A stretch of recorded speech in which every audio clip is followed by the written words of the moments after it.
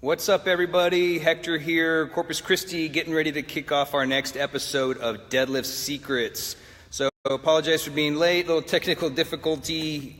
You gotta love internet and how well it either works or doesn't work. But gonna be covering, I asked to see if anybody had any questions about the deadlift and what was one of their main struggles. We had a couple of questions come through. One was timing of the tension. For the deadlift to feel just right and for it to feel quote-unquote smooth, and how to maintain tension to get the bar to the knees. And they felt that if they get the bar to the knees, that they're able to actually execute the lift a lot better. So people may not know, people have heard me mention the wedge, and people have seen me demonstrate what the wedge looks like, and there's many benefits to it. But there's actually two parts to the wedge.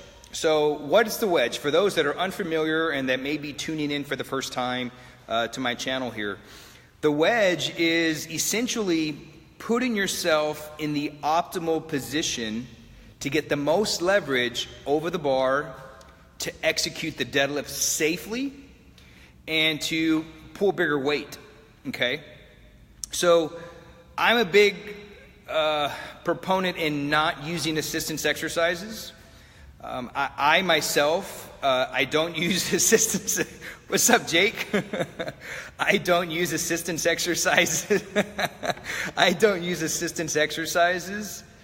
I don't use straps. I don't use a belt. And none of that has to do anything with ego, but for the sheer fact of, I don't really think you need that stuff. Not in the beginning, not as you're learning how to deadlift, and not when you're just kind of getting into learning the exercise. You don't need a belt. You don't need to use assistance exercises. You don't need to be doing rack pulls. You don't need to be doing deficit deadlifts. You don't need to be doing any of. Sorry, again, internet interruption there. You don't need to be doing those types of things if you're just getting into the deadlift, or maybe you've been deadlifting for a couple of years and you're still looking to grow and build and safely build your deadlift. So when would you need to incorporate assistance exercises? Just from the other experts that I've followed in the powerlifting strength world, but deadlifting world is, and just from my experience of working with hundreds of students and even for myself, you don't need to start using assistance exercises until you get to, in my opinion, until you get to at least a triple body weighted deadlift. Until you've achieved a triple body weight deadlift and you want to continue to grow the deadlift from there, then you're going to possibly looking to start ironing out and filling little gaps, right? And filling in little weak points with specific assistance work. So until then, you really don't need to use assistance exercises, okay? So what we're going to cover today is we're going to cover two parts of the wedge. And there's two pieces. The first wedge allows you to get in the optimal position, like I mentioned. The wedge is to get in the optimal position to give you the most leverage over the bar to pull it safely, okay? And the benefits of that wedge are it's going to make your back stronger, upper back, very particularly the upper back. And those are usually the muscles, which kind of ties into one of the questions was, well, how do I maintain the tension to get the bar to my knees? I know that if I get the bar to my knees, I'll be able to execute the lift. And for some people, that's their sticking point, getting it to the knees. And some people, once they get to the knees, they're still not able to finish it, which is going to cover the second part of the wedge. So mastering the wedge position, I highly encourage you to really spend time on days that you're not deadlifting, spending time perfecting that setup, okay? So your setup is the most important thing. If your setup is off, it doesn't matter how much weight you can pull, right? You can pull more weight if you have a better setup. So really taking time, being methodical, and being very meticulous about the way that you set up is definitely going to carry over. It's going to make you, for one, a better lifter, and two, it's going to keep you healthier and allow you to continue to lift longer. Because what's the point of getting injured, stressing your back or like maybe a trap or something like that when your setup is not optimal, and now you cannot continue to improve time over time because you're injured. Okay, so what we're gonna do is we're gonna go over the wedge and cover the two different pieces, which I think can cover up any kind of upper back rounding, which, let me see if I can position this camera the right way. So anytime, so I'm gonna turn to the side here. When we wedge, we put ourselves in the optimal position, and that's really gonna work the upper back muscles, the traps, rhomboids, all that's gonna kind of come into play to make sure the shoulders stay stable and that you're able to maintain a really good posture. So the more that you continue to practice the wedge, the more this is going to start to dial in and you won't lose that position. So what can happen is, I'm gonna tilt this up a little bit. What can happen is when people set up for the wedge, they set up for the deadlift, okay? And they're not good at wedging and maintaining this position. As soon as they begin to pull, the shoulders start to shift forward, right? The shoulders start to shift forward, and then what happens is as soon as that weight shifts forward, the weight is now, all of the weight of the barbell is sitting in your hands versus sitting on the upper back muscles, okay? So that's why it's very important to maintain a solid wedge position. So I'm just gonna go through the first part of the wedge, and then after that, we're gonna go into the second part that very few people know, that there's an actual second piece to the wedge. So I'm gonna get the bar should be set up, but I'm actually gonna add a little lens here to make sure that you can get a good view of me. So bear with me for 2 seconds. So we're gonna be going into that first piece of the wedge and how to set up and how to get your upper back strong. How to get your upper back really strong without doing any assistance exercises. Like I said, you don't need assistance exercises until you've achieved at least a triple body weight deadlift. Until then, you have no business doing anything other than practicing the deadlift and getting really good at the skill of deadlifting. So I'm gonna put a little lens here. There we go, that's a little better. All right. So I got my bar. Make sure you guys can see me here. Turn to the side.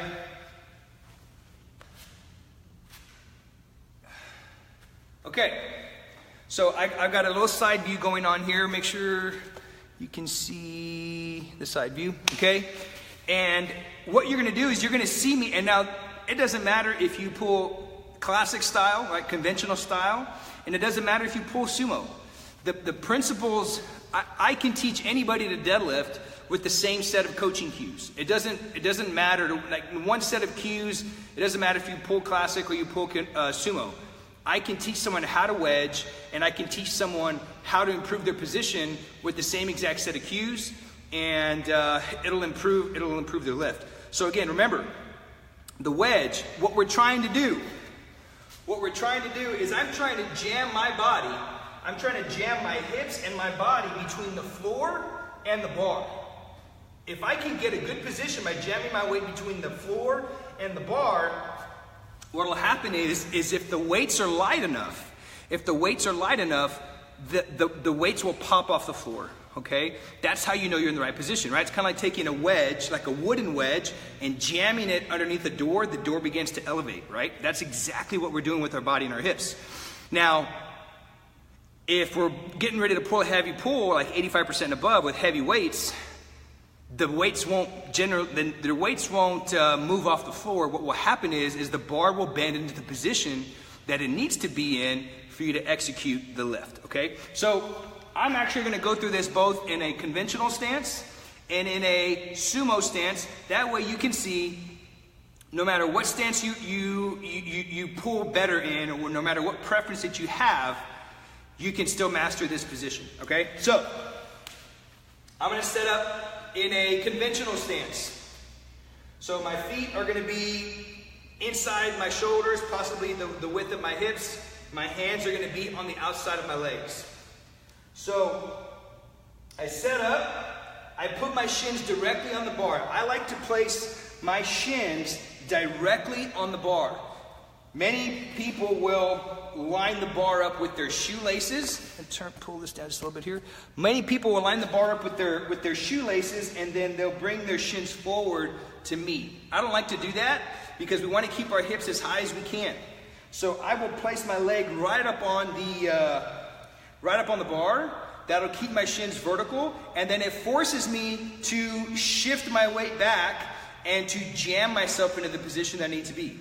So in order for the wedge to be successful, I need my hips to be as high as I can get them, and I need to maintain my hips as close to the bar as I can get them.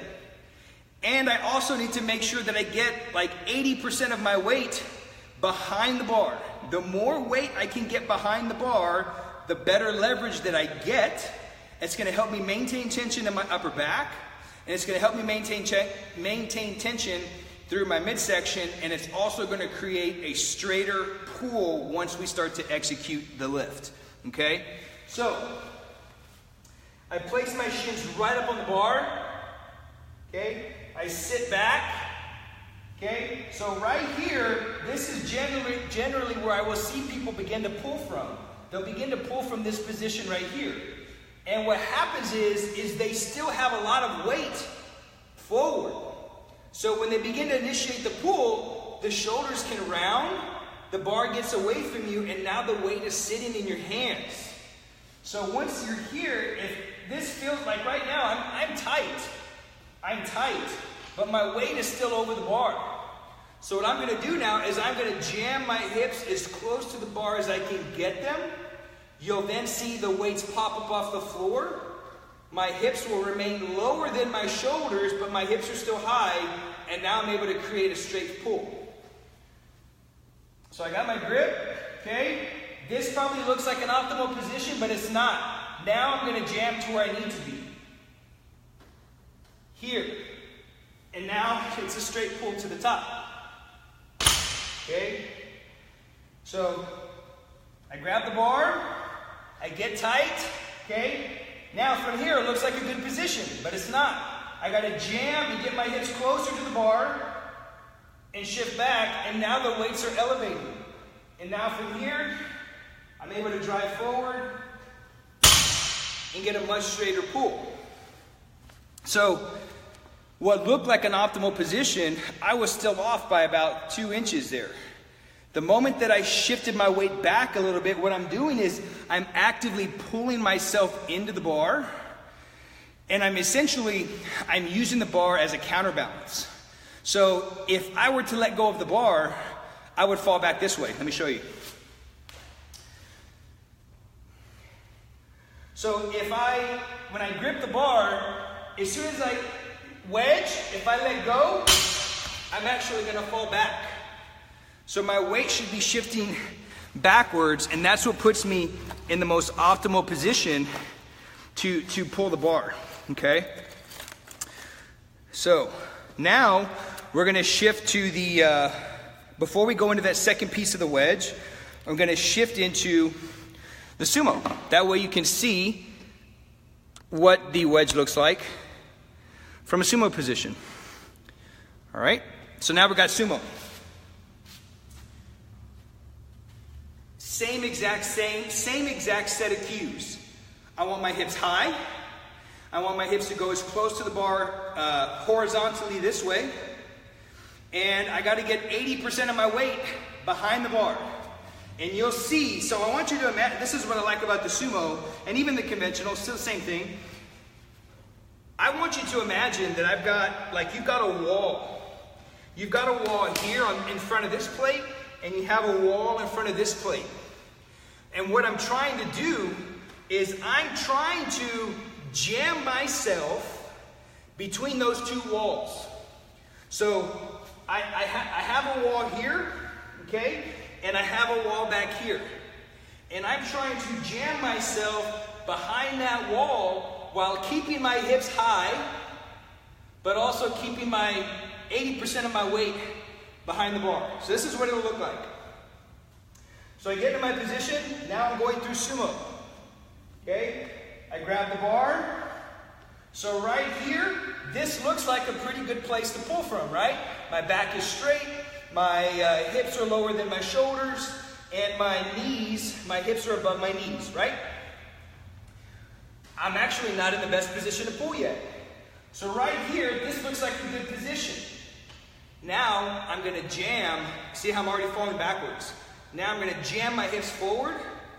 The weights will come off the floor, and I'll be stuck between those two walls. So here's position one. Now here's the wedge.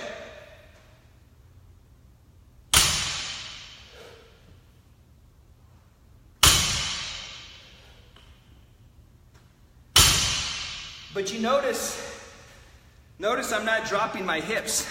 My hips are not going any lower. Some people will make the mistake of actually dropping the hips to get the chest up. That's a big mistake.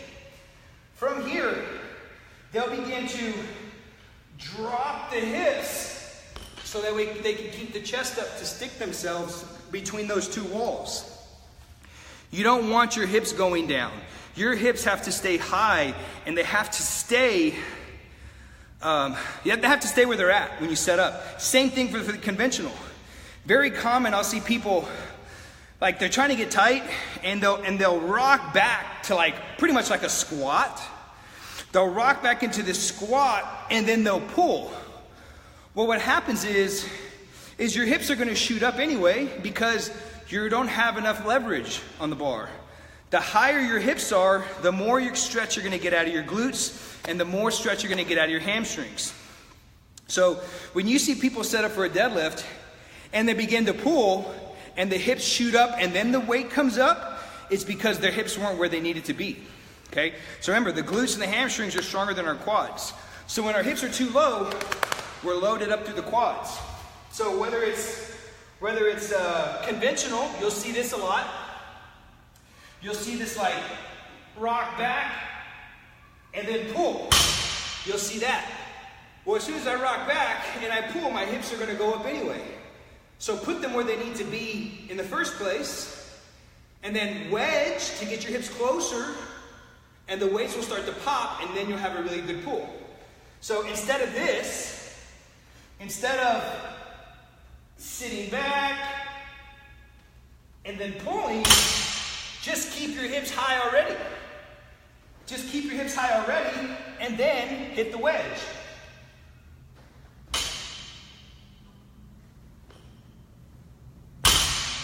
You see that?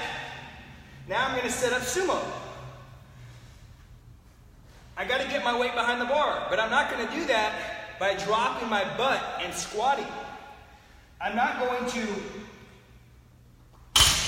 That's a horrible position to pull from. I want to keep my hips high and get my hips close this way. So my hips are going to stay right here. They're not going to move. Okay? I grab the bar. Now when I'm ready to go, I crank my chest up. As soon as I crank my chest up, my hips stayed where they were, and then I'm ready to pull in a straight line. Okay? So that is a very common mistake, and that's how you can improve your pull and improve your upper back position and get stronger and not lose that tension before you initiate liftoff. Now, many people, one of the questions was, well, how do I, if I know I get the bar to my knees, if I get it to my knees, I know I can pull it. Or some people, once I get it to my knees, it's a harder finish. So one of the main differences between pulling conventional and pulling sumo is in the classic conventional stance, the finish and the lockout finishes later. It finishes slower at the lockout but it comes off the floor really fast. So if you pull conventional, you'll notice the weight comes off the floor really quick because that's where you develop the most power, is when your feet are closer to your hips, kind of like a jump.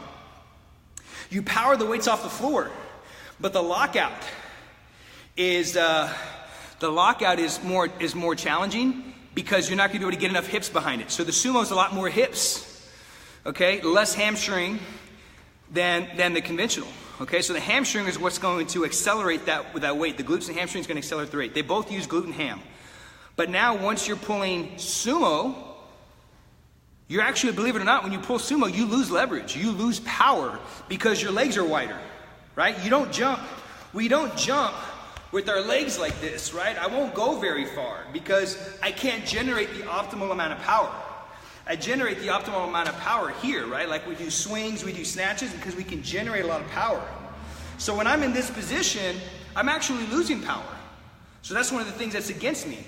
So, which is why when you're pulling sumo, you initiate that pull, the weights come off the floor really slow because you're lacking power, which is what makes the sumo very challenging for people that go from conventional to sumo, is because they're used to the weights coming up really quick.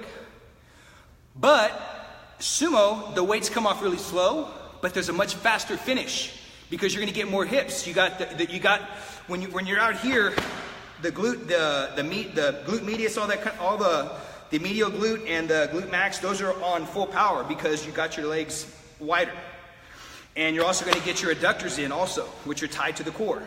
Okay. So,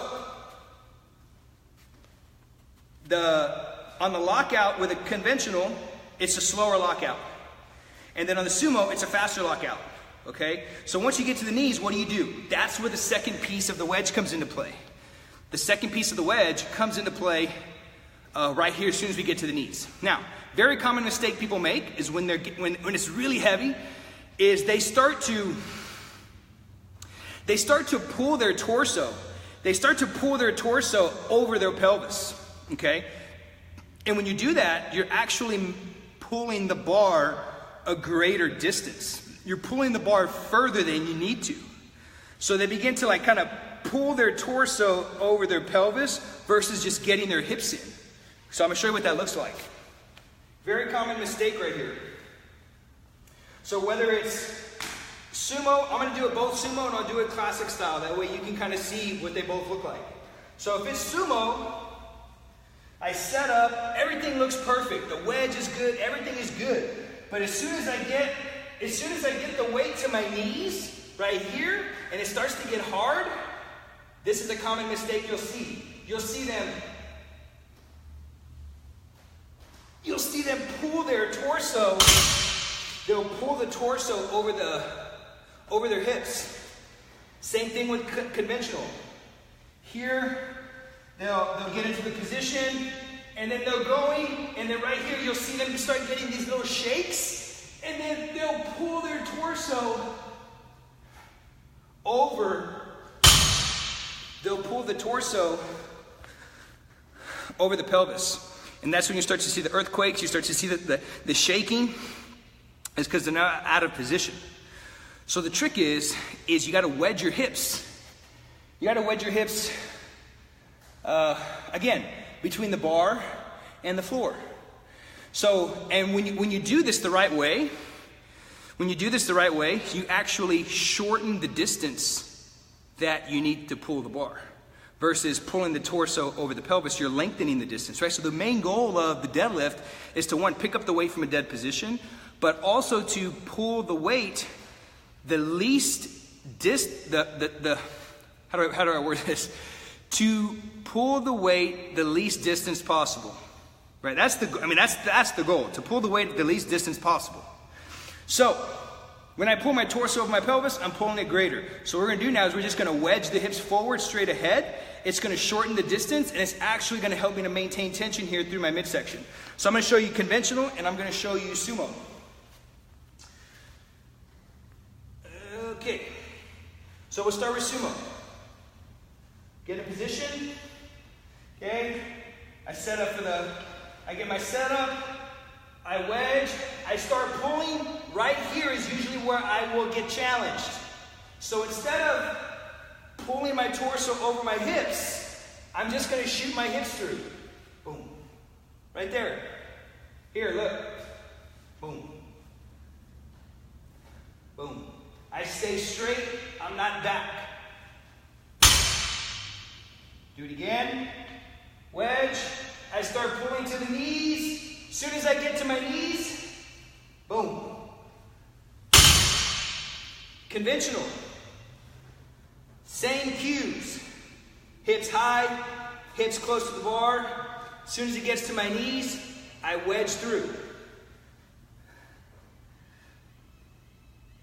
As soon as I get to my knees, instead of pulling my torso over my pelvis, I just wedge through. Boom. Boom. Boom. I'll show you from the front. Sumo. I get in a position, I grip the bar, I wedge. As soon as I get to the knees, right here, boom. This is it. Here, look at how short this distance is. Boom. Versus here. Conventional. Wedge, pull. Once it gets to the knees, wedge. Knees, wedge. Instead of pulling over.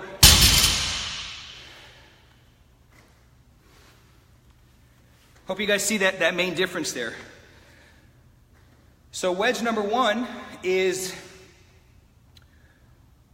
getting yourself in the optimal position to get the most leverage over the bar. It's going to strengthen the upper back, traps, rhomboids, lats, hips. It's going to work all that. Then the second wedge. Second wedge, there's horrible lighting here. Second wedge is, as soon as the bar starts to get to your knees, you got to shoot your hips forward. You got to wedge your hips in, like you're pulling the bar into your groin. And what happens is you end up pulling the bar a shorter distance, which is the ultimate goal in the deadlift, right? To move the most amount of weight possible, but also the shortest distance possible to the lockout. Whether that is conventional stance or sumo, the age-long argument that sumo deadlift is not a real deadlift, well, sorry, but it is. World records have been broken with it, and it is what it is, right? So hopefully you guys got something out of that. That is how you can improve your deadlift without doing any assistance exercises. So I'm going to run you through really quick I got enough plates here. I'm going to run you really quick through what my deadlift, what my technical days look like. And to me, this is like my assistance work, but it's not really assistance exercise. It's just practicing the skill. So what I'll do is, depending on how many times I'm deadlifting, if I'm deadlifting 3 days out of the week, I will do a technical day 2 days out of the week. And it's separate from the day that I'm actually deadlifting because I want to conserve my energy. There may be days, depending on volume, I'm deadlifting 4 days out of the week. If I'm deadlifting 4 days out of the week, I'm only going to do the assistance work or the technical day. I'm only going to do it once. So this is what I do when I practice my skills on the deadlift. All I'm focusing on doing is mastering the wedge and mastering my setup. I never pull the bar off. I never actually lock the bar out. All I do is I practice on mastering my position. And I'll work my way up to 70 to 80% weights. So I'll start with like 50% of my max. So let's say you have a 200 kilo max. I would start with a 100 kilogram max, and I would work on just getting the weights to pop off the floor. And I've been able to work myself all the way up to about 80%, 83% probably, getting the weights to break the floor, holding that position for like a 2 count, put the bar down, and I'll repeat that for 3 reps, and I'll repeat that for like 3, maybe 5 sets, just depends on how I'm feeling. But I'll do at least 3 reps for at least 3 sets. If I feel good, if my hips aren't too sore, I'll do a 4th and a 5th set, but I don't do any more than 5 sets. So I'm going to show you what my technical day looks like when I'm working the deadlift. So I'm going to throw another plate on each. I'm going to throw another plate on each side. I'm going to pick this back up. I'm going to throw another plate on each side, which would be probably 40%. 40% for me. And this is where I would start. So I'm just going to throw another weight on here.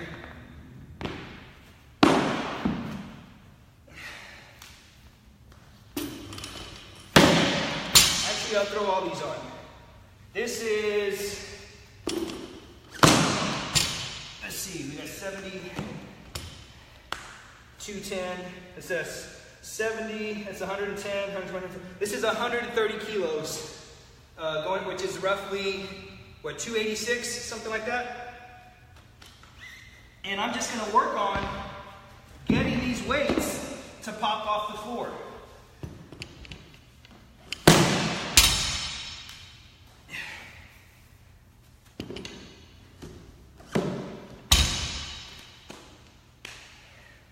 This would be the equivalent of like my speed work. A lot of people do speed work. I don't do speed work. I know that if I get myself, so my background is in Brazilian Jiu-Jitsu, right? And so my philosophy is, if I get in the best position possible, I'll be able to pull fast. I don't have to do specific speed work. But if I put myself in the best position, I'll get the most leverage over that bar, and I will move it. I will move it quickly, right? So I think it was it Aristotle or Socrates that said, give me a lever long enough and a place to stand and I'll move the world, right? So if we put ourselves, it's all about leverage, right? So if I get the best leverage out of the bar, I don't need to worry about speed work because I'll be in the best position, I'll have the most leverage, and I'll be able to move the weight within my strength level, right? So this is what I do. I'll pick my stance, which is usually sumo, and all I'm going to do is focus on moving the weight with the wedge only. I'll hold it for a 2 count, I'll drop the weight, I'll repeat it 3 times.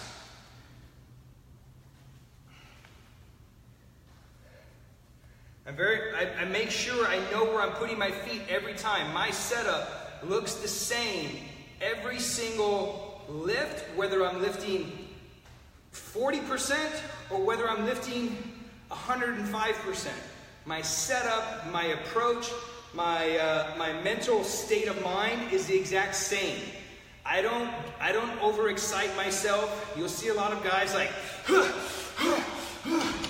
and they'll shake the bar. I don't like to do that. I want to conserve as much energy, I want to conserve as much stress, as much energy as possible, and I just take it out on the weight when I pull. So you'll see me, I never really go through a whole lot of excitement. I don't get excited when I lift because I want to try to stay as calm as I can. So this is literally what my setup looks like before every pull. So just bear with me.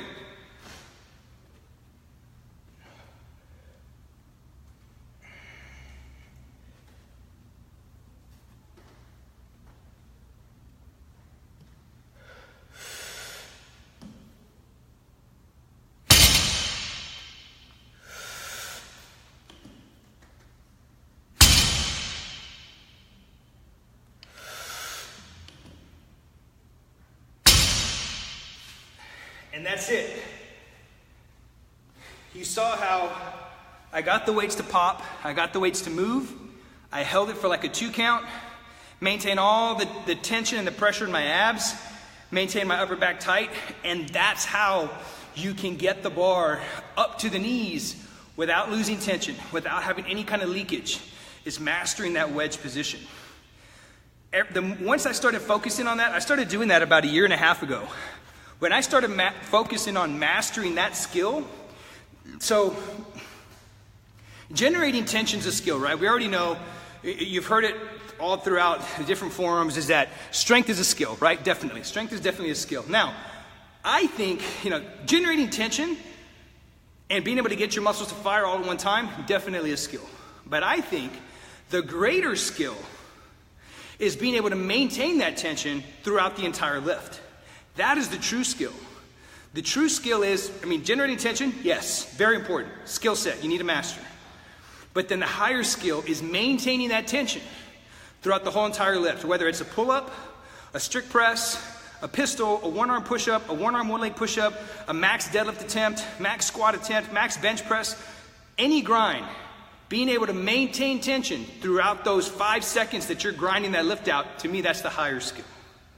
So what I do is I focus on getting in this wedge, and I'll work my way up to about 210 kilograms, which is about 462, I'll work my way up to that and I'll still get the weights to pop off the floor just with the wedge, and I'll hold it for a 2 count. Because if I can get comfortable with the uncomfortable, and if I can master maintaining tension for those 2 seconds, that lockout's gonna happen so quick, I won't be there for very long, right? So hopefully you guys enjoyed that. That is how you can get stronger and build a stronger and safer deadlift without assistance exercises, without wraps, without straps, and without a belt. So hopefully you guys like that. If you're looking to learn more about this kind of stuff, I've got a free ebook that you can get on my website.